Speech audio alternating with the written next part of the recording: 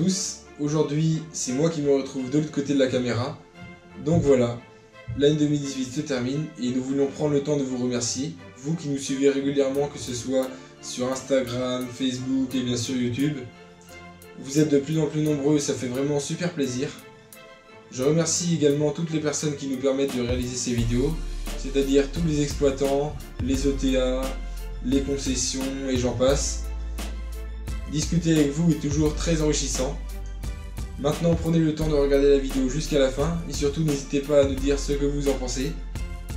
Pour finir, je vous souhaite de bonnes fêtes de fin d'année, un bon visionnage et je vous dis à l'année prochaine.